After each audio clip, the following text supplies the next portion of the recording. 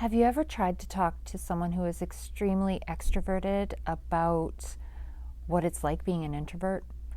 How sometimes you just don't have the energy to go out and do things, that actually what is energizing for you is to stay home and read a book or be in the quiet, and it's completely confusing for them. If any of this sounds familiar, you've come to the right place. Hi, I'm Kim Long and I'm with Docha Psychological Services, and as always, this video is intended for educational purposes only and it does not constitute a therapeutic relationship. As well, this video is really going to be from my own personal experience today. It's not necessarily something that is out there on the internet or heavily researched. It might be, but this really is my own experience. So I just want to make sure that you're watching this with that lens. So how to communicate with someone who is an extrovert when you are more on the introverted end of things. And remembering that this is a continuum between extroversion and introversion. So on the far end of on the far one side of the continuum could be extroversion. And this is where people are really energized by being around other people all the time, just for simplicity's sake, being around other people all the time and the life of the party and just always wanting to be go, go, go. And then on the other far end is the extreme introversion, which is where, being around people can be draining, especially if you're around large groups. So we're all kind of somewhere on that continuum, and as we get older, we tend to veer a little bit more towards the introversion. But anyway, so back to the personal end of things, I guess, is how does someone who is more introverted, meaning refuels by being alone or being in the quiet, how do they talk with someone who is more on the extroverted end of things in a way where extroverts can understand that it's not about being antisocial and it's not about not wanting to do things with that person. It's about we have two different ways of healing ourselves and being re-energized. And so as someone who's more on the introverted end of things, in my experience, I've found it really helpful to just be honest and own it, because everything else just sounds like an excuse. And I've also had to acknowledge to myself that I need to accept that no matter what I say, my partner or my friend or whoever may not understand it from my lens, because it is such a different lens. So I try to be honest with the person about what my experience is. That if I'm going to an event, don't expect me to be surrounded by large groups of people, that I will prefer to go off and just talk to one or two people in a small group for a longer period of time about, more in-depth topics. That for me helps me cope with group situations.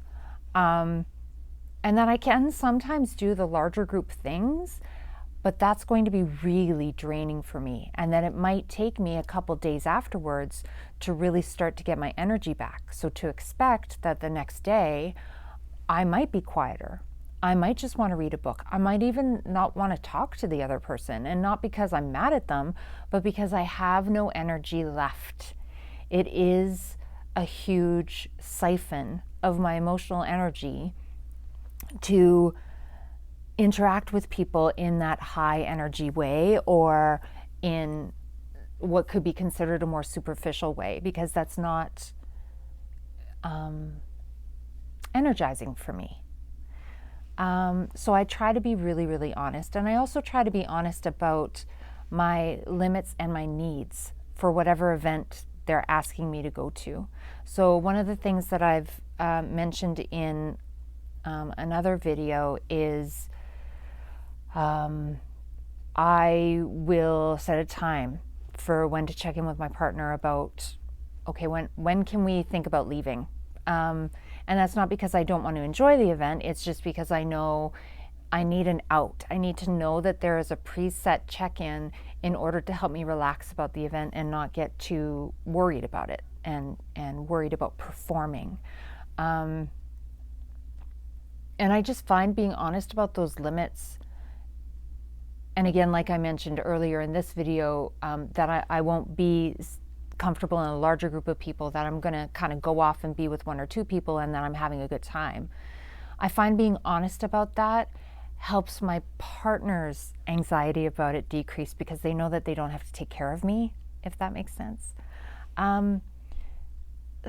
Another thing that I like to do, or I try to do, is I really try to also listen to my partner's needs or my friend's needs, because in a relationship there's 2 of us. And so even though I understand my personal experience, and for all of us it's different, but even though I understand my experience, it doesn't mean that I understand theirs, and it doesn't mean that I understand their needs.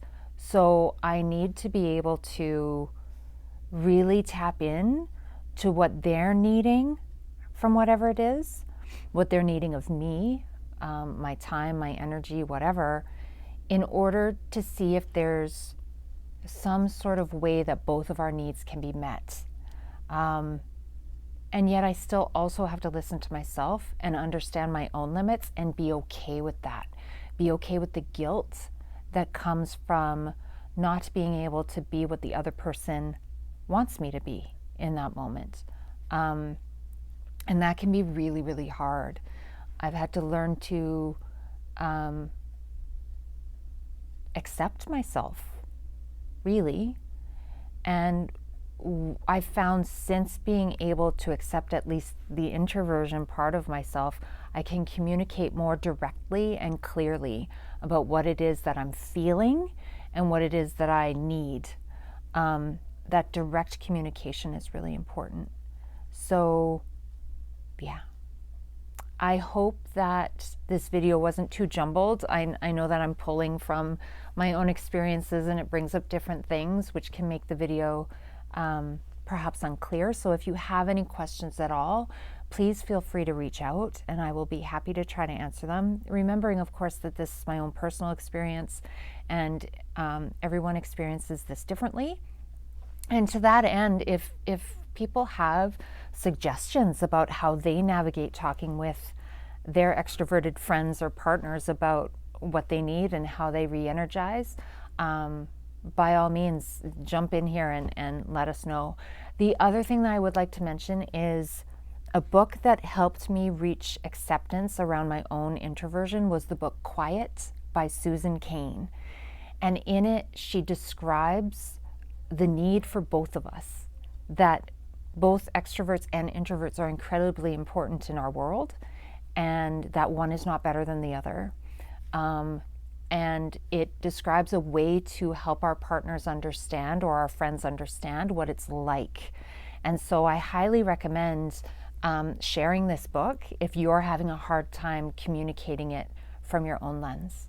So, with that said, please take care of yourself, and bye for now.